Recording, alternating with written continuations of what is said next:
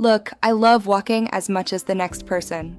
It's gotten me through bad days, good podcasts, and more than a few existential crises.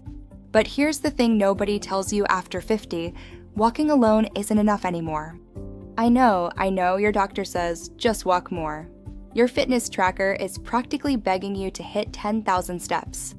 But what if I told you there are 5 exercises that surgeons and physical therapists actually recommend over walking for people over 50? And no, I'm not talking about running marathons or doing whatever those CrossFit people do. I'm talking about movements that protect your joints, keep you independent, and here's the kicker, actually reverse some of the aging process. Stick around because exercise number 3 literally saved my aunt from hip replacement surgery. I'm not even exaggerating. Okay, before you think I'm anti-walking, I'm not. Walking is fantastic. It's free, it's accessible, and it absolutely counts as exercise. But here's what happens after 50 that makes walking insufficient on its own. 3 words: muscle mass decline. After 50, you lose about 1 to 2% of your muscle mass every single year. It's called sarcopenia, which sounds like a pasta dish, but is actually way less fun. After 50, you lose about 1 to 2% of your muscle mass every single year. It's called sarcopenia, which sounds like a pasta dish, but is actually way less fun. Walking is cardiovascular. It's great for your heart and your mood, but it doesn't build the muscle strength you need to, carry your groceries, get up from a chair without using your hands, or prevent falls that could literally change your entire life. Plus, and surgeons are very clear about this, walking doesn't strengthen your bones the way you need. Osteoporosis doesn't care about your step count. It cares about resistance and weight-bearing exercises that actually signal your bones to stay strong. It cares about resistance and weight-bearing exercises that actually signal your bones to stay strong. So walking? Keep it. Love it. Do it. But let's add these 5 exercises that actually target what your body needs most after 50. Exercise number 1 is so simple you'll think I'm trolling you. But orthopedic surgeons call this the independence test.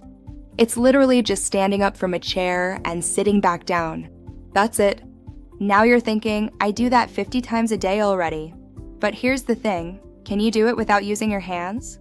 Can you do it 10 times in a row without feeling like your legs are staging a mutiny? This exercise works your quads, glutes, and core all at once. These are the exact muscles that determine whether you can live independently at 70, 80, and beyond. Here's how to do it properly.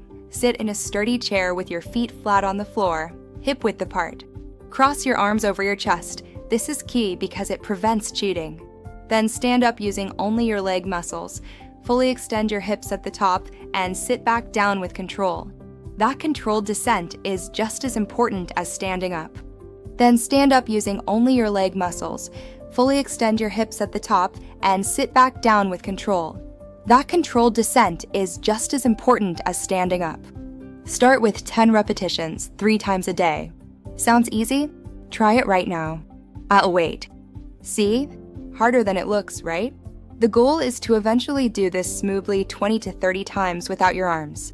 When you can do that, you've basically purchased an insurance policy against falls and nursing homes. Dark? Maybe. True? Absolutely. Exercise number 2 looks humble, but it's doing Olympic level work for your bones.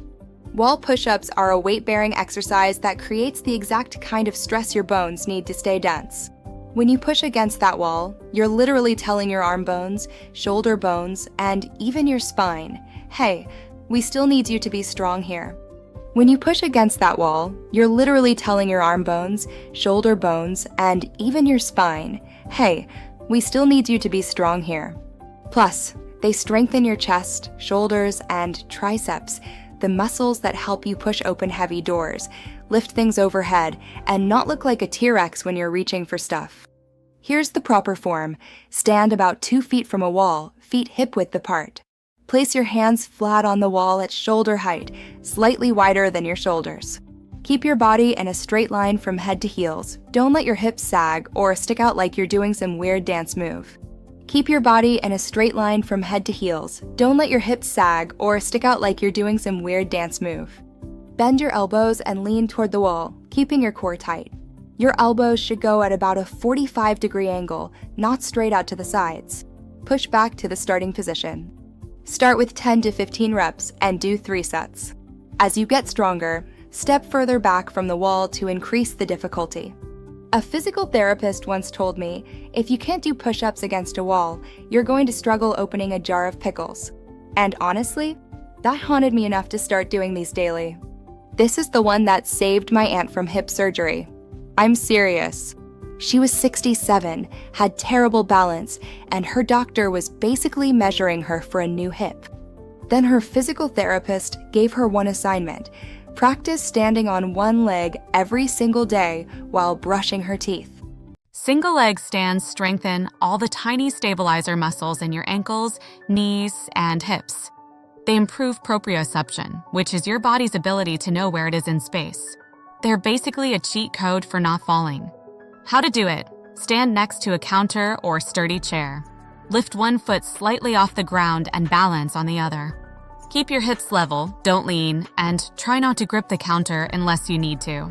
Start by holding for 10 seconds on each leg. Your goal? Work up to 30 seconds per leg, eyes open. Want to level up? Try it with your eyes closed, but definitely keep that counter nearby. Do this while you're waiting for coffee to brew, while you're on hold with customer service, while you're brushing your teeth. Make it a habit, and your future self will thank you. Exercise number 4 has a ridiculous name, but serious benefits.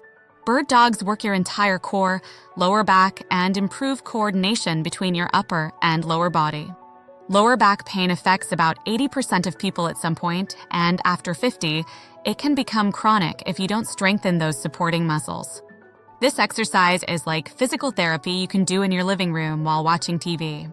Here's how. Get on your hands and knees on a comfortable surface, yoga mat, carpet, whatever. Your hands should be directly under your shoulders, knees under your hips. Keep your back flat like a table. This is not the time for creativity. Now here's the bird dog part. Extend your right arm straight forward and your left leg straight back at the same time. Your arm and leg should be parallel to the floor. Hold for 3 to 5 seconds, then return to start and switch sides. The key is keeping your core tight and not letting your hips rotate. Imagine you're balancing a cup of coffee on your lower back. Don't spill it. Start with 5 to 10 reps per side, working up to 15 to 20. If extending both limbs is too challenging at first, just practice lifting one arm or one leg at a time until you build up the coordination and strength. Surgeons love this exercise because it stabilizes your spine without compression. It's the gentle giant of back exercises. Last, but absolutely not least, heel raises. These are the most underrated exercise for seniors, and I will die on this hill. Your calf muscles and ankles are your body shock absorbers. They're what keep you stable on uneven surfaces, help you climb stairs without feeling like you're summiting Everest, and prevent ankle sprains that can domino into bigger problems. Weak calves also contribute to poor circulation in your legs, which can lead to swelling, discomfort, and even blood clots in extreme cases. So yeah, heel raises are kind of a big deal. Here's the simple version. Stand with your feet hip-width apart, holding onto a counter or chair for balance. Rise up onto your toes as high as you comfortably can, hold for 2 seconds, then lower back down with control. That with control part is important. Don't just drop your heels. The lowering phase builds just as much strength as the raising phase. Do 15 to 20 reps, rest, and repeat for 3 sets. Once this feels easy, try doing them on one leg at a time, or do them on the edge of a step to increase your range of motion. A vascular surgeon once told me that heel raises are free compression socks for your circulatory system. I don't know if that's scientifically accurate, but it motivated me to actually do them, so I'm passing that along. Okay, so we've covered 5 exercises: sit to stands, wall push-ups, single leg stands, bird dogs, and heel raises. Here's what a simple routine looks like. You could literally do all 5 of these exercises in 15 to 20 minutes, 3 times a week. That's it. Less time than one episode of whatever show you're binging. You don't need a gym membership, fancy equipment, or those weird resistance bands everyone buys and then uses once. You need a wall, a chair, and maybe a comfortable spot on the floor. And here's the beautiful part. These exercises stack benefits. Better balance prevents falls. Stronger legs keep you independent. A stable core protects your back. Strong bones prevent fractures. You're not just exercising, you're future-proofing your body. Will you see results overnight? No, because this isn't an infomercial. But do this consistently for 6 weeks and you'll notice you're moving differently. Stairs won't feel like a personal attack. Getting out of your car won't require a strategic plan. You'll just feel more capable in your own body. Walking is still great. Keep doing it. But if you're over 50 and walking is your only exercise, you're leaving a lot on the table. These 5 surgeon-approved exercises will keep you strong, stable, and independent for decades to come. Your future self is watching, and trust me, they want you to start today.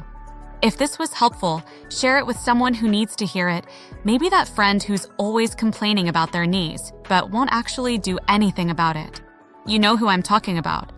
Now get off the couch and try that sit-to-stand test. I dare you. See you in the next video.